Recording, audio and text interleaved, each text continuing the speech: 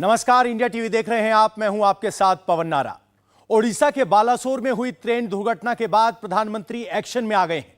मोदी ने 6 बड़ी बातें कही हैं, 6 बड़ी चेतावनियां दी हैं।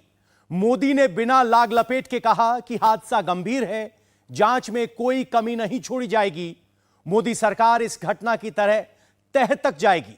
इस हादसे के लिए जो भी जिम्मेदार है उसके लिए मोदी का मैसेज क्लियर है, सख्त सजा होगी, किसी को बख्शा नहीं जाएगा, कोई भी बच नहीं पाएगा। देश में गुस्सा भी है, शोक भी, लेकिन मोदी विरोधी इकोसिस्टम ने इस हादसे को भी अपना सियासी हथियार बना लिया है। रेल मंत्री से इस्तीफा मांग लिया, प्रधानमंत्री से इस्तीफा मांग लिया। शनिवार सुबह से लेकर अब तक एक भी ऐसा मोदी विरोधी नेता नहीं बचा है, एक भी ऐसी पार्टी नहीं बची है जिसने हादसे में मारे गए 288 लोगों की लाश पर राजनीति ना की हो, भ्रामक बातें ना फैलाई हो। यह एजेंडा इस वक्त भी चल रहा है। शुक्रवार शाम की दुर्घटना हादसा है या कोई साजिश, अब हर एंगल से इस पर जांच होगी। दुर्घटना के वक्त क्या हुआ, 3 ट्रेनें आपस में कैसे टकराई, सिर्फ 40 सेकंड में इतनी बड़ी तबाही कैसे आई, हादसे से जुड़े एक एक फ्रेम को, एक एक पॉलिटिकल स्टेटमेंट को इस रिपोर्ट से आप डिकोड कर सकते हैं।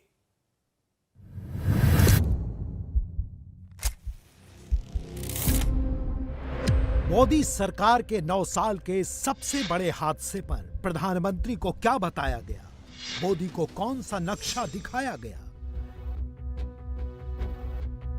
इतना भीषण हादसा कैसे हुआ, क्यों हुआ, किस वजह से हुआ,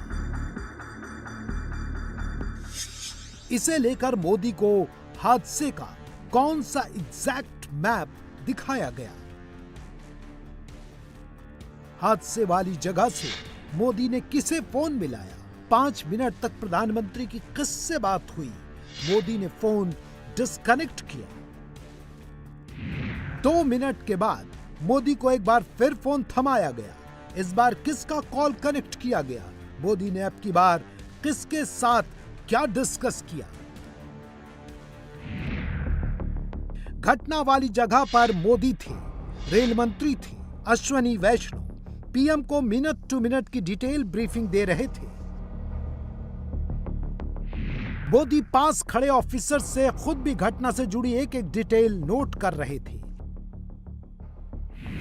यह हादसा था ही इतना बड़ा कि मोदी को सीधे स्पॉट पर पहुंचना पड़ा, पूरे तंत्र को एक्टिव करना पड़ा और एक कड़ा मैसेज देना पड़ा।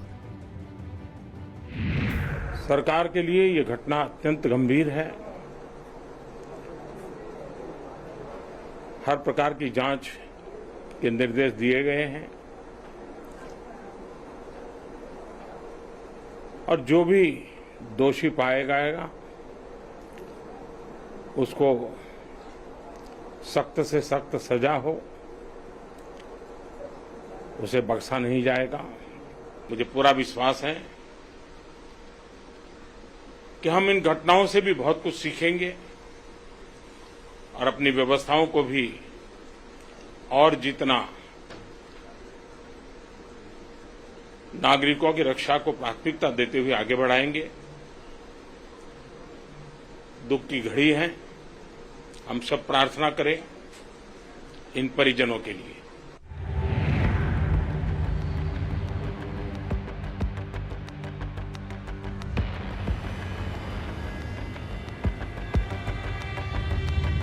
यह सिर्फ एक रेल हादसा नहीं है, यह मोदी सरकार के 9 साल पर लगा अब तक का सबसे बड़ा दाग है, कलंक है।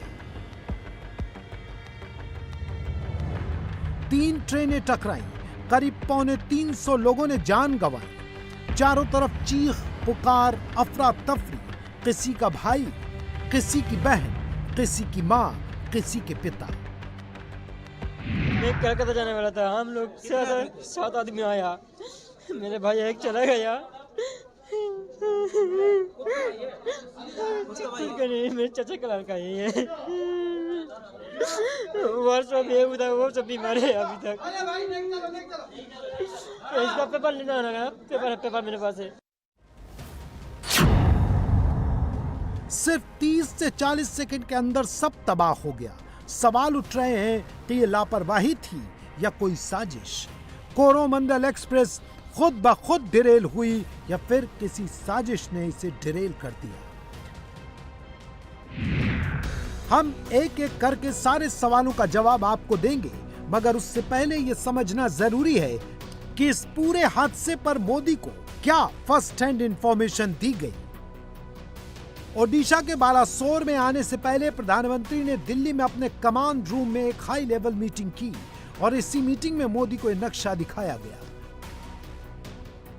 मोदी को जिस मैप के आधार पर हादसे की पूरी प्रेजेंटेशन दी गई वो यही मैप है और इसी मैप में हादसे का एक सच छिपा हुआ है। पहले इस मैप को डिकोड करते हैं। मैप में आप रेलवे की 3 पटरियां देख सकते हैं। हरे रंग की पटरी अप लाइन है, दूसरी तरफ ब्राउन कलर की पटरी डाउन लाइन है और नीली रंग की पटरी लूप लाइन है। लूप लाइन का मतलब यह हुआ कि अगर पीछे से किसी ट्रेन को पास कराना हो तो बाकी जो गाड़ी पहले से ट्रैक पर है उसे इसी लूप लाइन पर रोका जा सके। हुआ यूं कि हावड़ा की तरफ से कोरोमंडल एक्सप्रेस आ रही थी और मद्रास जा रही थी। इस ट्रेन का ग्रीन सिग्नल था क्योंकि इस ट्रेन को उस स्टेशन पर रुकना नहीं था, इसलिए वो रफ्तार में थी जो करीब 125 किलोमीटर प्रति घंटे की थी। ठीक उसी समय डाउन लाइन पर यशवंतपुर हावड़ा आ रही थी जो हावड़ा से जा रही थी। डाउन लाइन पर चल रही यशवंतपुर हावड़ा एक्सप्रेस और अप लाइन पर चल रही कोरोमंडल एक्सप्रेस की रफ्तार लगभग बराबर थी और दोनों एक ही समय पर एक दूसरे को क्रॉस कर रहे थे। अचानक हादसे वाले एरिया में आने के बाद कोरोमंडल एक्सप्रेस की 21 बोगियां डिरेल होती हैं। इसमें से ज्यादातर हिस्सा लूप लाइन पर खड़ी मालगाड़ी की तरफ आ जाता है। इससे हुआ ये कि कोरोमंडल एक्सप्रेस का दूसरा हिस्सा पीछे की तरफ से डाउन लाइन वाली पटरी पर चला गया और ठीक उसी समय डाउन लाइन पर यशवंतपुर हावड़ा क्रॉस कर रही थी, जिसकी पीछे की 2 बोगियां बची हुई थी, बाकी आगे निकल चुकी थी। कोरोमंडल की 3 बोगियां डिरेल होने के बाद यशवंतपुर हावड़ा के पीछे की आखिरी 2 बोगियां टकरा गईं और इतना भीषण हादसा हो गया। मोदी जब स्पॉट पर पहुंचे तो सबसे पहले उन्हें इसी नक्शे की मदद से हादसा कैसे हुआ यह समझाया गया। जो शख्स प्रधानमंत्री को ब्रीफिंग दे रहा था उसने इंडिया टीवी को क्या बताया, अब ये सुनिए। क्या बात हुई, क्यों आपको बुलाया गया? इसलिए कैसा क्या हुआ है कि कब तक ये रिस्टोर होगा यही पूछा था और कैसे कैसे क्या इशू हुआ है। तो जस्ट एक्चुअली क्या है ना, जैसे पीएम साहब को तो हमें ब्रॉडर सेंस में, क्योंकि अभी तो कोई चीज पता नहीं है ना, आप देख रहे हो कि किस तरह से डब्बे फैले हुए पड़े हुए हैं, तो कोई ऐसा पता लग नहीं रहा है। लेकिन ये जरूर पता लग रहा है कि गाड़ी जो है ना वो गाड़ी के ऊपर चढ़ गए हैं भाई, तो ये है, तो वो बता दिया उनको सर ऐसा हो गया है। क्या एग्जैक्ट क्या प्रधानमंत्री को ब्रीफ किया आपने, कैसे यह पूछा था उन्होंने कि ये कब एक्सीडेंट हुआ, कैसे हुआ, कौन सी गाड़ी पे कैसे चढ़ गए हैं, तो वो देख रहे थे ना, देख लिया उन्होंने कि गाड़ी खड़ी हुई थी, गाड़ी खड़ी होकर ऊपर चली गई है। अब इसका रीजन तो देखिए, जब आप इन्वेस्टिगेट कर लेंगे, इंक्वायरी कर लेंगे ना, इंक्वायरी लगा करके फिर आपको पता चलेगा। देखा कि एक चार्ट था उसको भी प्रधानमंत्री समझ रहे थे, क्या था उस चार्ट में, क्या कौन सी लाइन कहाँ पे है, 4 लाइनें हैं, कौन सी लाइन में कौन सी गाड़ी खड़ी थी, आपका यार्ड का लेआउट जो था ना, कौन सी गाड़ी में यहाँ पर कहाँ पे लूप, ये है क्या चार्ट सर, बता पाएंगे? बता दिया है उनको थोड़ा सा अगर बता पाए चार्ट से सर। अच्छा, क्या बताया उनको, कौन सी गाड़ी? आपकी जो गाड़ी है ना ये वाली कोरोमंडल एक्सप्रेस कौन से लाइन पे थी? मेन लाइन पे आ रही थी, अब वो टकरा करके इसके डब्बों से टकरा गई है। कैसे टकराई गई है उसका एक अपना इंक्वायरी होगा। क्या आपने समझाया कौन सी ट्रेन कौन से लाइन से आ रही थी, कैसे हो गया ये? वो तो जो है सिंपल सी चीज है, वहाँ से गाड़ी आ रही, जाना था ना उसको, वो जा रही थी आपकी जो है हावड़ा से जा रही थी, कोरोमंडल जो है ना, कोरोमंडल एक्सप्रेस को जाना था चेन्नई, उधर गाड़ी यशवंतपुर से हावड़ा जा रही थी। वो गाड़ी जो है ना उसमें ये वाली गाड़ी के हिट हो जाने, यहाँ टकरा जाने से लूप लाइन पे आ गए और हाँ 2 डब्बे उस गाड़ी के भी निकल ही गई थी वो गाड़ी, 2 लेकिन इस वाले गाड़ी के उसमें कुछ इन्फ्रिंजमेंट हुआ ऐसा लग रहा है, तो उससे वो 2 डब्बे उसकी भी।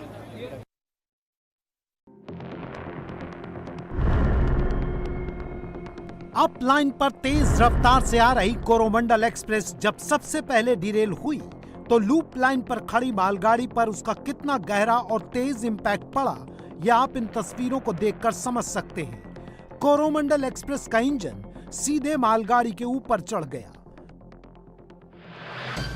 मालगाड़ी को जाके कोरोमंडल एक्सप्रेस ने डैश किया है या फिर पहले यशवंतपुर बैंगलोर? बिल्कुल नहीं, बहुत ही क्लियर है।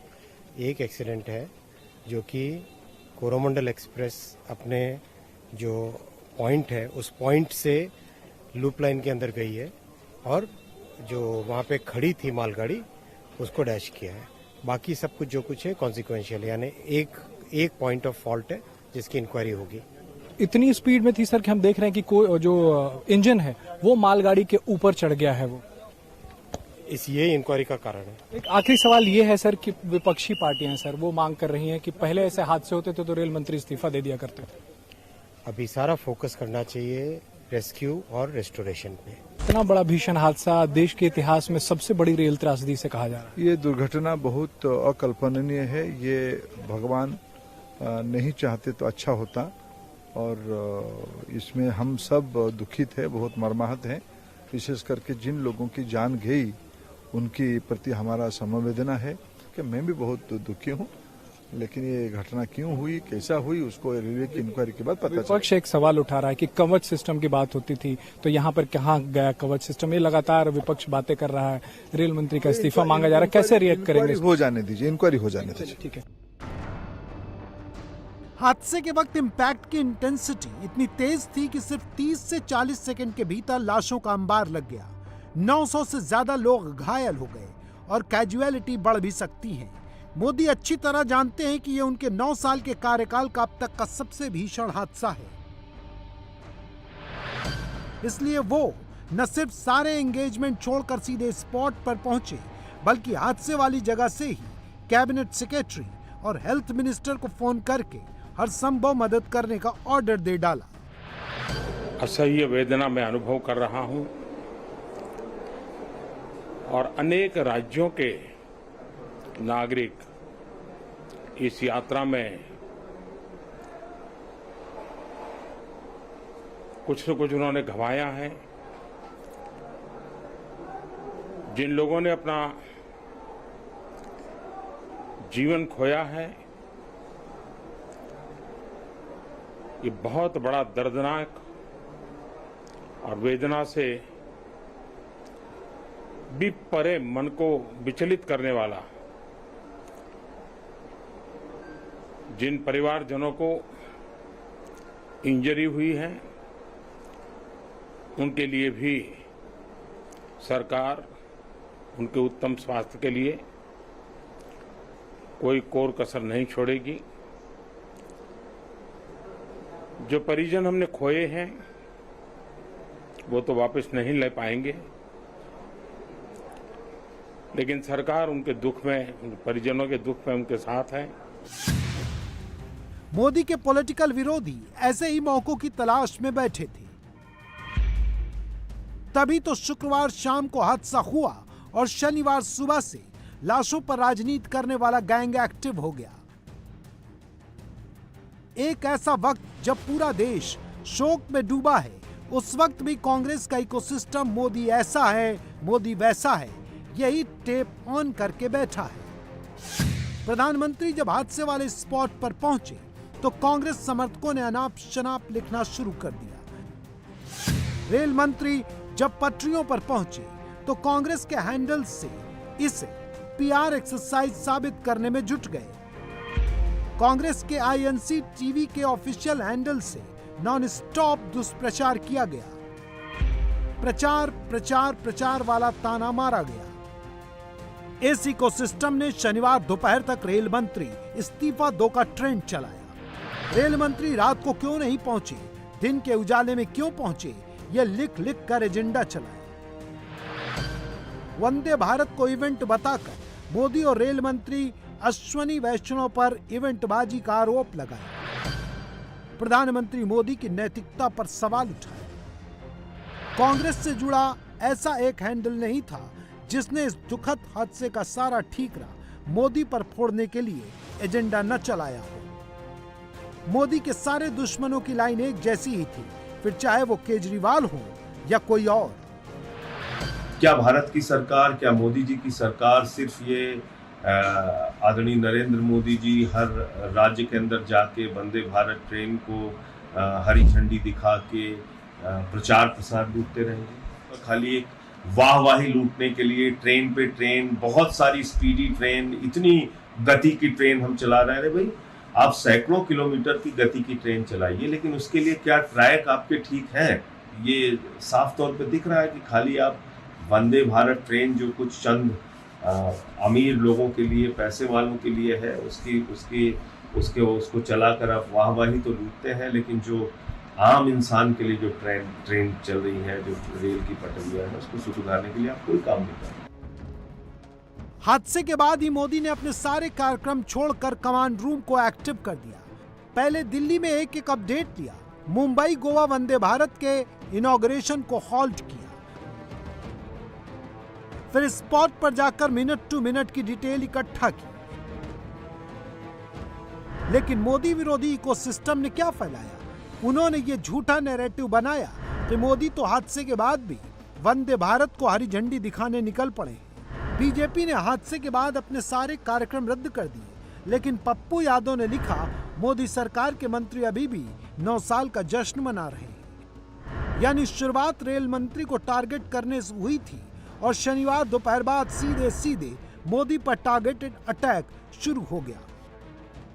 मोदी इस्तीफा दो, मोदी इस्तीफा दो, इस इकोसिस्टम ने ये टेप बजाना शुरू कर दिया। अब उनकी नैतिकता है नहीं है, ये तो भारतीय जनता पार्टी जो नैतिकता की बात करती है, शुचिता की बात करती है, तो उसे तत्काल इस्तीफा देना चाहिए। तो ये तो निश्चित रूप से उसकी जिम्मेदारी बनती है और अपनी जिम्मेदारी का निर्वहन करते हैं नहीं करते हैं, ये देखने वाली बात। मोदी जी के कार्यकाल के अंदर जितने एक्सीडेंट हुए हैं, इतने तो पिछले 25 साल के अंदर नहीं हुए। ये निश्चित करना पड़ेगा कि इसके लिए जिम्मेदार कौन है। प्रधानमंत्री सरदार पटेल और लाल बहादुर शास्त्री की तो बात करते हैं, क्या उन्हें एहसास नहीं कि लाल बहादुर शास्त्री ने एक एक्सीडेंट होने पर इस्तीफा दे दिया था? मैं डिमांड करता हूं कि इतने बड़े हादसे के बाद प्रधानमंत्री को फौरन इस्तीफा दे देना चाहिए। बहुत बड़ी लापरवाही, काफी बड़ी लापरवाही हो रही है। रेल को चौपट कर दिया। बार बार हम लोगों के कहने के बावजूद भी हमारे प्रधानमंत्री जी ट्रेनों का नाम बदल कर हरी झंडी दिखा रहे हैं। पर जो हम लोगों ने चिंता व्यक्त की है कि संरक्षा पर और सुरक्षा पर, सेफ्टी फर्स्ट, उस पर इस सरकार का ध्यान नहीं है। बल्कि चुनाव में कुछ बताने को नहीं तो बस झंडी, आज तक मैंने नहीं देखा कोई प्रधानमंत्री झंडी हिलाए। ज्यादातर ये तो स्थानीय सांसद या रेल मंत्री पे छोड़ दिया जाता है। और आज जब दुर्घटना हो गई तो रेल मंत्री जी को भेज दिया गया। अपने ही कार्यकाल की नहीं, शायद इस शताब्दी की भीषण दुर्घटना पर त्यागपत्र देने की सोचेंगे। हम एंटी कोलिशन डिवाइस लगाते हैं, कवच लगाते हैं, कवच में सब कुछ को रोक देगा। तो कहाँ कवच है भाई? एक के बाद एक 3 ट्रेन एक साथ हादसे में जुट गए, तो कवच कहाँ है? अभी सारे देशवासियों को आंखों में धूल झुकने के लिए काफी प्रयास होगी। ज्यादा बुलेट ट्रेन करके हमारा रोजाना हिंदुस्तान की रेल की पटरी से अब चौंक जाओगे कि 25 लाख सवारी रोजाना सफर करते हैं। तो एक बुलेट ट्रेन की चलते सारे धन वहां निवेश किए जाते हैं, कहीं वंदे भारत की बात किए जाते हैं। ये सबसे बड़ा गलती है जिसके फल हम भुगत रहे हैं, नतीजा भुगत रहे हैं। देखिए, ये मुझे बहुत दुर्भाग्यपूर्ण लगता है। पिछले की सरकारों ने कवच को प्रसारित तो नहीं किया था, अपनी कितनी बातें की थी। आज ये नहीं पूछेंगे सदन, ये मौतें जो है ना, अपने पीछे एक कहानी छोड़ के गई हैं। ये एक्ट ऑफ गॉड नहीं है, एक्ट ऑफ गॉड नहीं कह सकते। प्राइम मिनिस्टर और रेलवे मंत्री जी, इस घटना के बारे में सोचना चाहिए, ये क्यों हुआ, कौन जिम्मेदार है, किस लिए हुआ। और ये सेफ्टी का इश्यू हमेशा हम बात करते हैं, लेकिन फिर आज ऐसी दुर्घटना घटी जो आज तक देश के रेलवे के इतिहास में नहीं हुआ।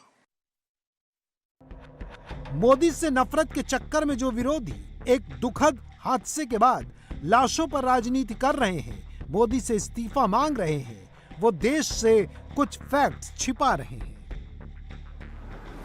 और वो फैक्ट्स ये हैं कि यूपीए सरकार के आखिरी 8 सालों में हुई ट्रेन दुर्घटनाओं में 1283 मौतें हुई। 2022 तक मोदी सरकार के 8 साल में ट्रेन दुर्घटनाओं में 406 लोगों की जान गई। जो लोग रेलवे की सुरक्षा की बात कहकर मोदी से इस्तीफा मांग रहे हैं, उन्हें पता होना चाहिए कि सेफ्टी परफॉर्मेंस के इंडेक्स में एक्सीडेंट पर मिलियन ट्रेन किलोमीटर्स का जो आंकड़ा 2010 में 0.14 हुआ करता था, वो 2022-23 में घटकर 0.03 हो गया। 2022-23 में 5,227 किलोमीटर ट्रैक बदला गया। पिछले 10 साल में 37,159 किलोमीटर का कंप्लीट ट्रैक रिन्यूअल किया गया, यानी हर साल औसतन 3,716 किलोमीटर। और ये सिर्फ कुछ आंकड़े हैं। मोदी सरकार ने रेलवे का जो कायाकल्प किया है वो किसी से छिपा नहीं है, मगर इस बात में कोई दो राय नहीं कि इस एक हादसे ने इन सारी कोशिशों को डेंट जरूर लगाया है। अब इतने साल से रेल चल रही है, ये सरकार तो अभी 9 साल से है, तो उस दिशा में काम हो रहा है। जब हादसे नहीं होंगे, उस दिशा में काम हो रहा है जब हादसे बिल्कुल नहीं होंगे। और यदि आप 9 साल का इतिहास देखें, हादसे कम हुए। ये बड़ा हादसा जरूर हुआ है, मगर हादसे कम हुए। मोदी के दुश्मन इसीलिए इस हादसे को सियासी हथियार बना रहे हैं, लेकिन विपक्ष में एक नाम ममता बनर्जी का भी है, जो दूसरों को सलाह दे रही हैं कि ये वक्त सियासत का नहीं, साथ आने का है, काम करने का है। अभी राजनीति करने का टाइम नहीं है। एक तो वो ऐसा है एंटी कॉल्यूशन डिवाइस कि एक लाइन में 2 ट्रेन आ जाएगा तो उसमें रुक जाएगा। अगर कोई ट्रेन सामने पड़ा है तो रुक जाएगा। अगर कोई कुछ भी हो सकता है, एंटी कॉल्यूशन डिवाइस डाइवर्स हो जाएगा तो उसको अलर्ट करेगा। लेकिन मैं जब रेल मिनिस्टर इधर में है तो मैं यही कहना चाहूँगा, आप देख लीजिए, इसमें एंटी कॉल्यूशन डिवाइस नहीं लगाया। जितना तक मेरे का जानकारी है, अगर एंटी कॉल्यूशन डिवाइस लगाता था तो वही इंसिडेंट नहीं होता। ममता कैमरे पर तो ये कहती हैं कि ये समय राजनीति का नहीं है, साथ मिलकर काम करने का है, मगर फिर अगले ही पल वो भी अपना टोन चेंज कर लेती हैं। रेल मंत्री के बगल में खड़े होकर कैजुअलिटी के नंबर्स बताती रहती हैं, मगर ममता उसमें भी अपना खुद का नंबर फिट करने लगती हैं, सियासी लाइन पकड़ लेती। मैंने तो सुना कि इसमें 500 भी हो सकता है। 3 डिब्बा अभी तक नहीं रेस्क्यू हुआ है। आपको कंप्लीट होने के बाद कितना हुआ? 238 कल था, उसका बाद आज का जो ऑफिशियल 238 हमारा काल से है। काल से हमारा पास 238 है, लेकिन मेरे को जानकारी में भी है 3 डिब्बा में अभी तक हम पहुंच नहीं से था। वो जो है आप कर लीजिए। देखिए जो बात बाकी है वो हम लोग मिलकर कर लेंगे, इसमें तो कोई बात नहीं है।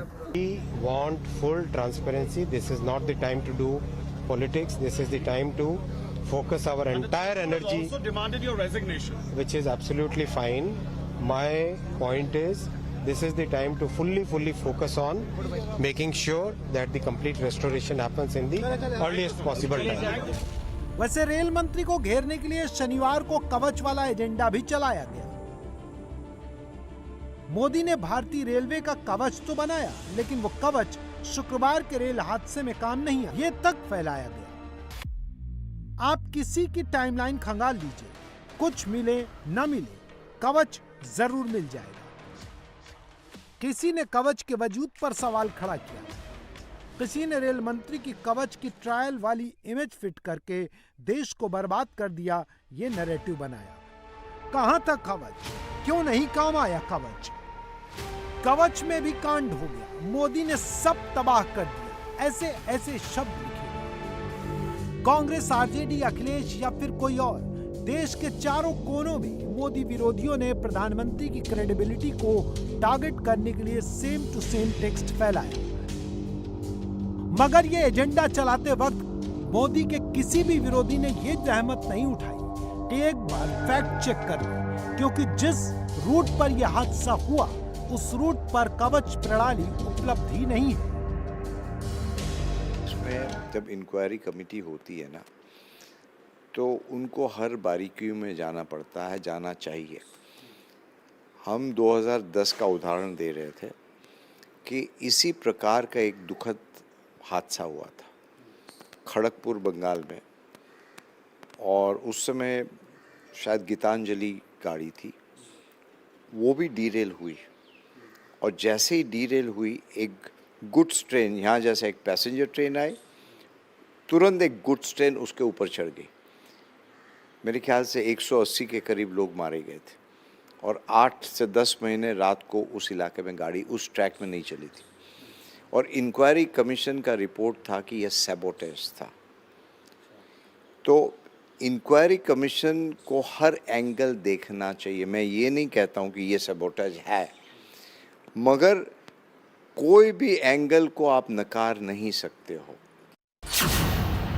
साउथ सेंट्रल रेलवे के 1200 किलोमीटर के रूट पर यह अभी भी अंडर इंप्लीमेंटेशन है। इसी रूट पर कवच सिस्टम को फिलहाल सिर्फ 1455 किलोमीटर तक डिप्लॉय किया गया है।